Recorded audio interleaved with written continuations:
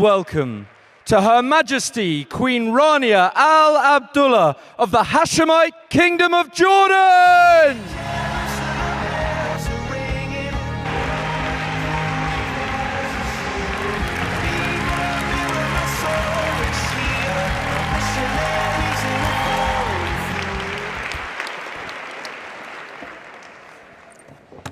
Bismillah ar-Rahman ar-Rahim.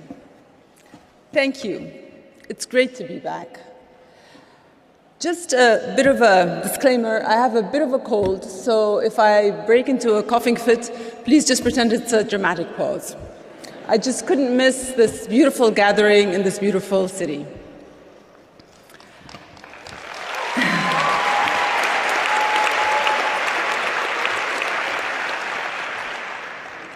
I attended my first One Young World Summit just 2 years ago in Belfast, but it's startling to look back on how much the world has changed since. AI has gone from popular to inescapable. Political polarization has tightened its clutches. We've crossed our first catastrophic climate tipping point, and global conflict has skyrocketed to its highest levels in decades. But nowhere on earth has undergone as brutal a transformation as the Gaza Strip.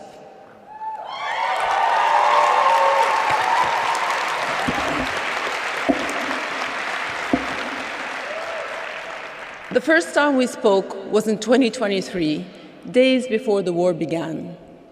Gaza's population was already 16 years into a cruel blockade, struggling, suffocating, but surviving. That Gaza no longer exists. In just 2 years, entire cities have been flattened, extended families have been wiped out or reduced to a single survivor. Thousands upon thousands of children have been killed, and countless more orphaned, starved, wounded, and scarred by trauma. For now, a shaky ceasefire remains in place, and it will be such a relief to declare the bloodshed over, release the collective tension we've all been carrying, and just move on. If only it were that simple. The enormous task of reconstruction awaits. Israel's illegal occupation of Palestine continues. Its subjugation of the Palestinian people is ongoing. And a just resolution to this decades-long conflict for both the Israelis and Palestinians remains elusive. But Gaza's fallout hasn't been limited to my region. I'm sure many of you have seen battle lines drawn in your own countries, your universities, your workplaces, your politics, even your dinner tables. If you're like me, you've probably had countless difficult conversations on the conflict. Some that brought you closer together, others that tore you apart. Either way, opinions on this issue have been impassioned, reactions to it visceral. Perhaps that's because we've witnessed in real time the raw reality of what hate looks like when it transforms from a feeling into words to action. We've been forced to confront the brutal consequences of that unraveling. It's not just Gaza. Around the world, we're seeing hatred seep back into the foundations of our global community. And the danger isn't only in what hate destroys, but in what it reshapes. Our moral compass, our very sense of decency. Hate makes a mockery of morality. It gives people permission to roll their eyes at ideals and turn red lines into punchlines. Online and off, in study halls and halls of power, it has become common to politicize empathy, ridicule calls for equality, and treat victims of violence with more suspicion than its perpetrators. History shows us that we can identify hatred, condemn it, even force it underground, but it doesn't stay there. In recent years, hate has made quite the comeback, albeit under different names. Racism repackaged as patriotism, supremacy as cultural pride, anti-Semitism and Islamophobia as free speech. Rebranded for a modern audience, hatred embeds itself by degrees, one joke, meme, and off-color comment at a time. But hatred is not harmless. To dismiss it as just talk is to ignore how every genocide has begun, with words. Dehumanizing speech has served as the prelude to some of the worst chapters in human history. In the 1930s, in this very city, the Nazi party called Jewish people vermin. In Rwanda, public radio broadcasts described the Tutsis as cockroaches.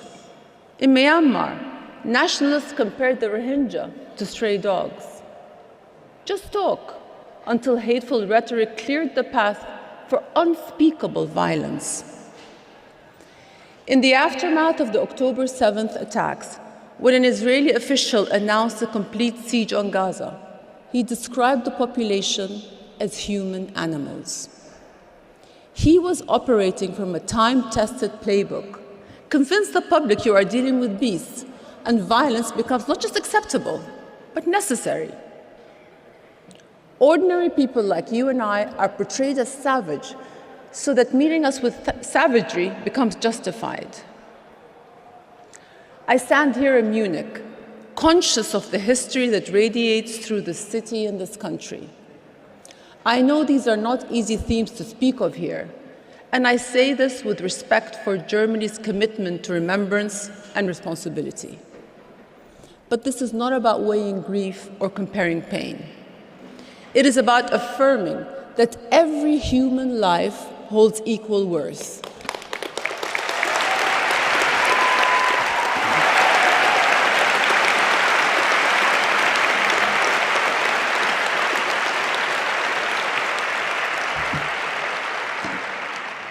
Yes, every atrocity is unique, but the value of human life is universal. To defend that truth today, wherever it is under threat, is not to challenge memory, but to honor it. 80 years after the end of the Second World War, Germany continues to confront its past head-on rather than turning away. And part of confronting that past is the clarity to call out the injustices of today, wherever and to whomever they occur. That is moral discipline and consistency.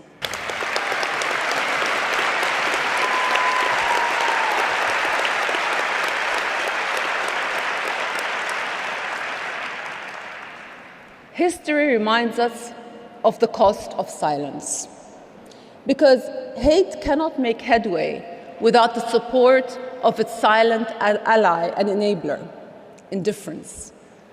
Hate is given license by those who refuse to approach difficult issues because they say it's complicated, when what they really mean is, we can't be bothered. Here's what's not complicated. Over and over, experts warned that in Gaza, mass displacement, famine, and genocide were imminent. And in the past few months, both famine and genocide have been confirmed by independent and international and UN-mandated bodies. The world saw it coming, but failed to act to prevent it. As crises pile up, some allow themselves to grow numb to their weight. They scroll past images of suffering, avoid upsetting headlines, and disengage from the world. Daily exposure dulls the outrage, and with enough repetition, chaos, and noise, previously unimaginable horrors start to feel ordinary, permissible, inevitable. But indifference is not benign either. It sustains injustice. It is a silent surrender to indecency, one small compromise at a time.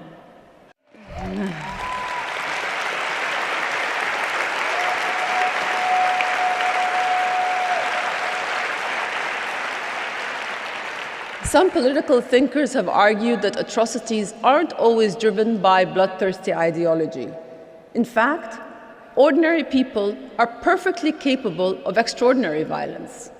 How? By failing to think for themselves. Such thoughtlessness doesn't mean a lack of intelligence, but a refusal to reflect on right and wrong, to engage with the discomfort of their own possible complicity. Historians and scholars have echoed this. The perpetrators of humanity's greatest crimes weren't necessarily fearsome monsters. Many were bureaucrats. They conformed, followed orders, and never stopped to consider the ethical weight of their actions.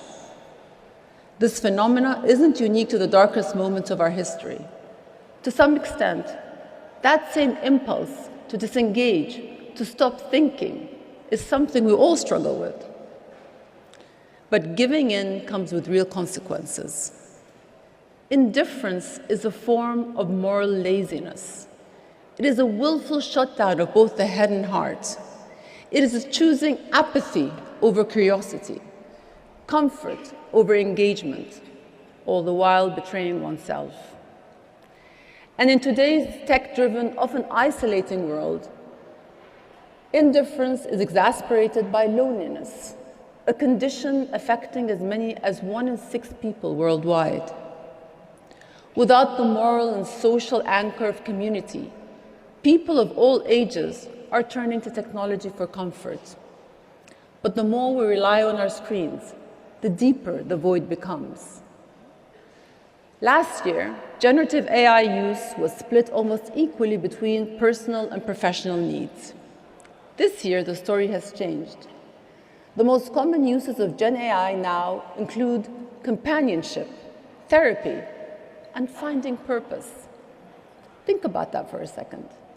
At lightning speed, we are replacing human connection with the illusion of intimacy, trying to answer life's greatest questions with generic responses and artificial solutions. That's not progress. That's an outsourcing of our thinking, our empathy, even our pursuit of higher meaning. We are carelessly handing over the keys to our humanity, not because we trust machines to do better, but because it's convenient. Is that the future we want? Is that the best we can do? Without a predictable path forward, it would be easy to become disillusioned. For many around the world, Gaza is not just a place, but a symbol. As its building collapsed, so too did global confidence in our world order. As its people were displaced, so too was our faith in the world's moral compass. As its children were starved, so too was our hope that humanity would prevail. The past 2 years reminded us that progress isn't predestined. But they also bore witness to the largest, most organic grassroots movement in recent memory. Ordinary people far and wide were galvanized, not by money or manipulation, as some have suggested, but by a desperate urge to hold on to what remains of our humanity. Young people in particular are demanding something different of the world, not perfection, but integrity. Youth leaders such as yourselves are compelling mankind to assess with brutal honesty the shortcomings of our past in the hope that maybe, just maybe, you can stop us from repeating it.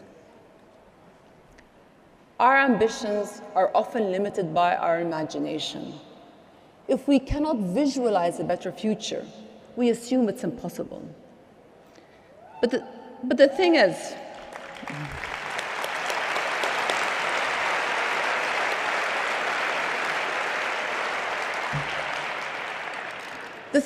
we're not shackled to the patterns of history. We can break free of them.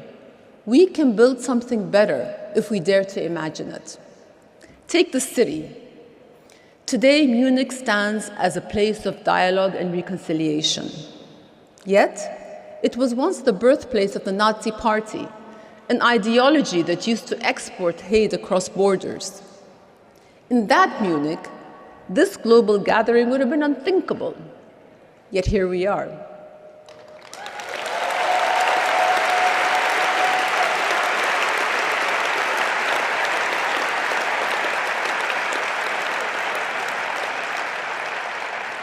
And it is now up to you to decide where we go next. Just know that hope is not naive optimism. It is defiant courage. It's what drives people to call for the freedom of a people they've never met, to pressure their employers to live up to their own ethical standards, to donate, protest, organize, even set sail in an effort to break the siege of a famished population. Also know, it takes more strength to love than to hate. Bearing witness to atrocities is not painless, but heartbreak is the price of being awake. Yes, empathy invites vulnerability. It makes you pause, reflect, and face discomfort. But aren't those the very things that keep cruelty at bay? Those hardened by hate rarely question themselves or reflect on their own accountability. Instead, they project their problems outward, assigning blame and turning others into symbols of everything gone wrong in their world. That impulse is born of insecurity and weakness. I believe the defining struggle of our time is this: the pursuit of moral awakening in an era of desensitization, keeping our eyes open and preserving our capacity to feel, think, and care in a world that would prefer we didn't. So, I urge you to remain steadfast in your fight for our collective morality, even when well-meaning people warn you that your optimism will lead to disappointment, or countless cynics dismiss your efforts as performative or a waste of time. The fact is, each of you could impact other people's lives, if only in small ways, simply by showing up as you are now. That's enough.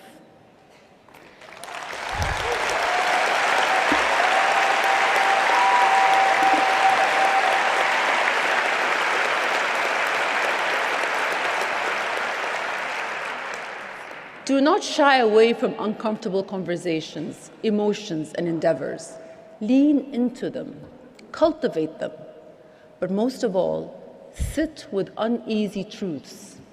Resist the urge to close your eyes to injustice or to disconnect from the world. All 8 billion of us here on Earth are alive at this moment, sharing this reality. That in itself binds us. We may walk different paths, but none of us are here forever. So while we are here, let us honor life, beginning with the vulnerable and voiceless. In the struggle, you are staying true to the essence of your soul, its capacity for higher good. The holiest war is the one fought within, against our own worst instincts. The most notable is the battle for humanity in the face of hate. It won't be a walk in the park. It will be painful, uncomfortable, and demoralizing at times. But that unease is a sign that you are breaking new ground. And that is when you will realize that you are exactly where you are meant to be. Thank you all.